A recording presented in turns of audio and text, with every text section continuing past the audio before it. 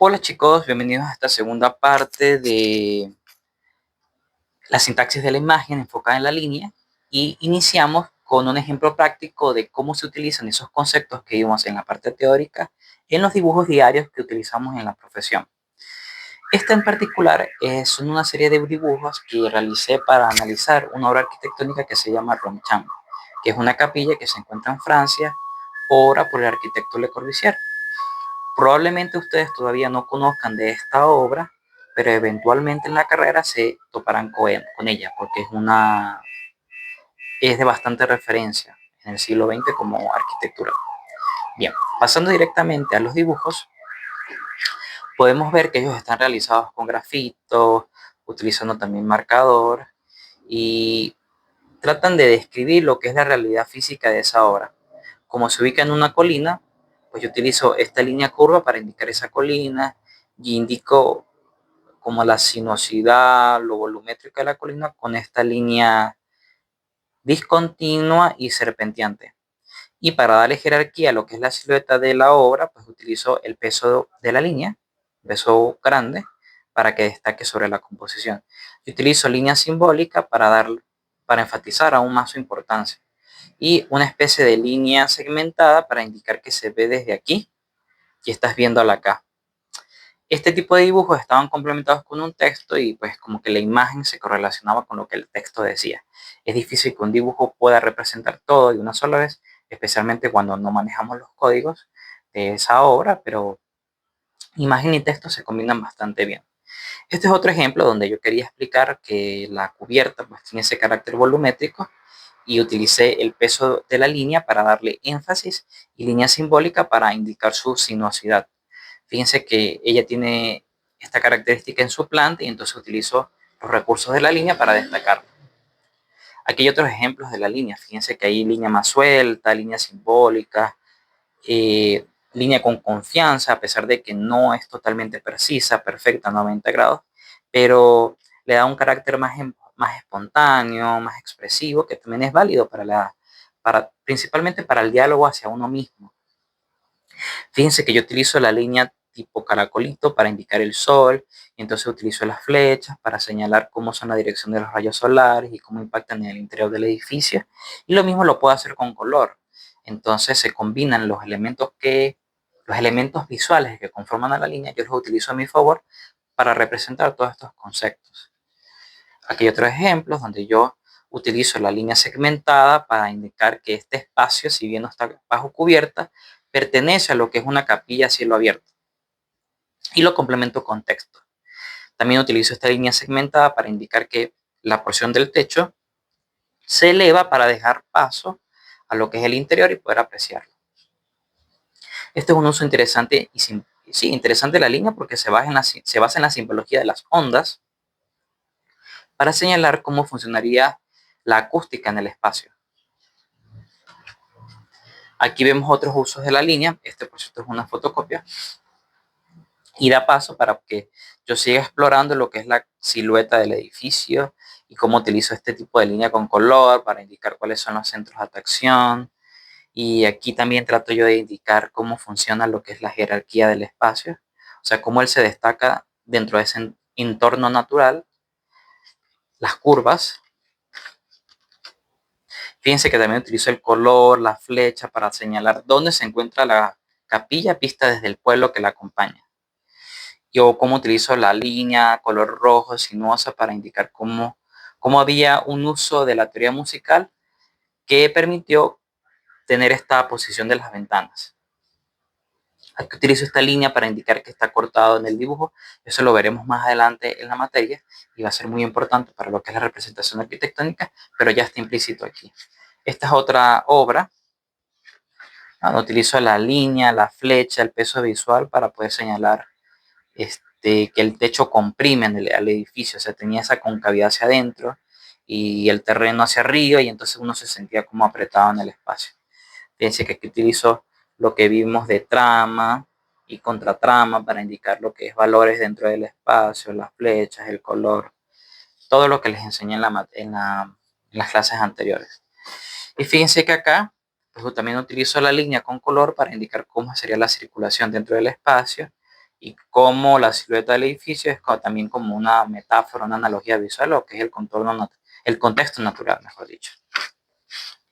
Y bueno, más de lo mismo, o sea, las líneas simbólicas, las líneas de contorno, y planos. Planos lo veremos en la siguiente unidad, pero también todo se combina para poder compartir la imagen. Este fue el ejemplo. Nosotros la clase pasada pudimos ver acerca de cómo trazar una línea de forma correcta. Y en ese momento habíamos dicho que los puntos más importantes tenían que ver con cómo agarro yo el lápiz. Es decir, si lo agarro así, si lo agarro así, si lo agarro así, si lo voy a agarrar así. Yo les recomendé que la mejor forma era agarrarlo así y desde este extremo.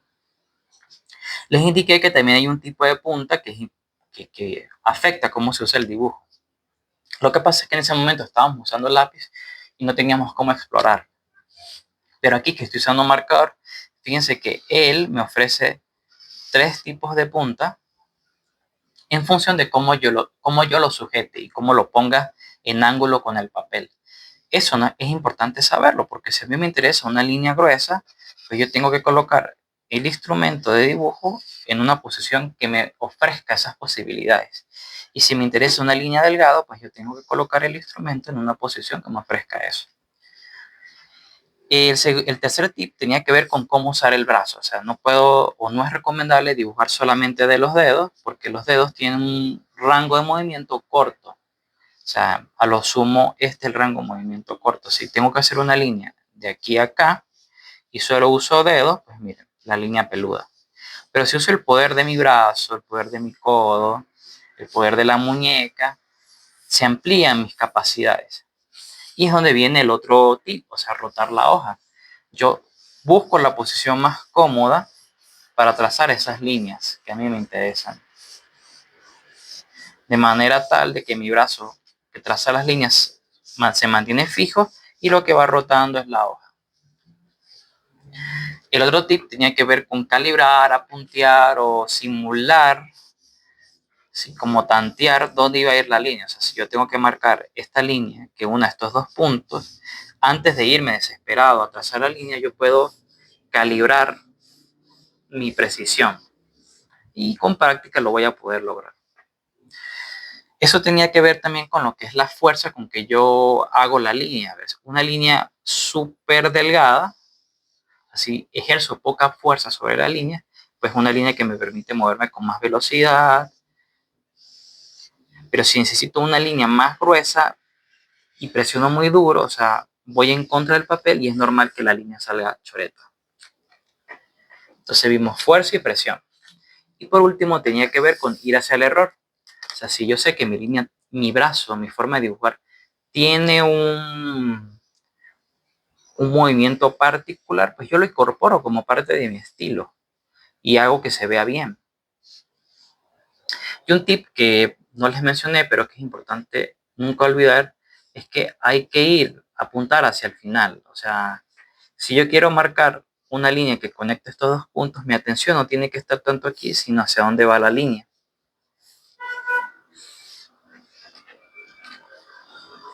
Bien, esto es muy importante porque cuando ya pasamos a lo que es la valorización de la línea, ya las decisiones no parten tanto de cómo tengo que poner mi brazo para dibujar o cómo pongo el papel, sino directamente tienen que ir a cómo hago que esto se vea bien, cómo explico esto de la forma mejor posible. Entonces, eso se logra cuando estamos hablando de líneas con su valorización. Fíjense lo siguiente. Yo tengo aquí un cubo. Fíjense que roto el papel, ¿no? Para dibujar. Entonces, un primer tip de dónde yo puedo utilizar la valorización de la línea para lograr un mejor dibujo es para indicar eso. En el punto de contacto de los cuerpos, yo puedo enfatizar esa interacción entre ellos dándole más peso a la línea. Fíjense acá, donde estos cuerpos se coinciden, sus caras coinciden, pues yo uso la línea más gruesa para enfatizar ese punto de contacto. El segundo criterio está relacionado con lo que es la profundidad. Si yo tengo un objeto que está acá, cerca de mí, y tengo uno muy lejano, yo puedo enfatizar aún su diferencia de profundidad con el valor de la línea.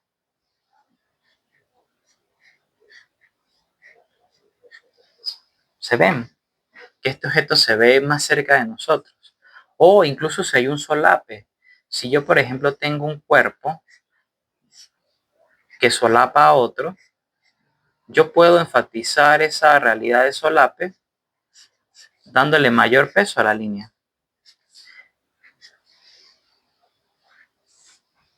El tercer punto está relacionado con lo que es la jerarquía. Si en mi composición yo tengo muchos objetos que buscan llamar la atención y pues están así, yo puedo darle a este objeto mayor peso de línea. Y eso va a hacer que ella capte más la atención con respecto a los objetos que están a su alrededor. Luego, tú puedes mezclar todas estas ideas dentro de un mismo dibujo. A ver, si yo tengo una serie de cubitos y ellos están así en el espacio.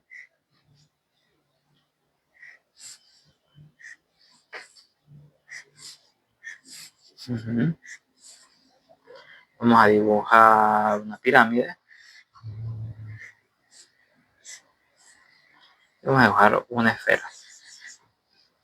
Entonces yo, por ejemplo, las puedo combinar todas en un solo dibujo. Puedo indicar el punto de contacto con el suelo, lo que me va a dar peso. Puedo indicar que este objeto está más cercano. Entonces le doy un poquito más de peso a sus líneas, a sus aristas, respecto al conjunto. Si a mí me interesa darle a uno de ellos tres más profundidad, por ejemplo, sería mejor, bueno, ya que le di a este objeto ese peso de línea, le puedo dar más jerarquía aún, marcando su contorno. Aquí yo puedo indicar solape, o sea que este cubo también solapa esta pirámide, y lo puedo indicar con una línea gruesa pero más delgada que esta para que no pierda la jerarquía que tiene dentro de la composición. Me llama más la atención. Y fíjense que así yo logro transformar un dibujo plano a uno más interesante espacialmente. Más adelante, cuando aprendamos a ver lo que es sombras, también podremos incorporarlas dentro de la composición para darle aún más volumen.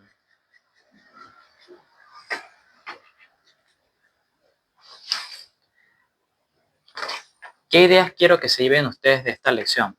Primero, ¿qué es una línea?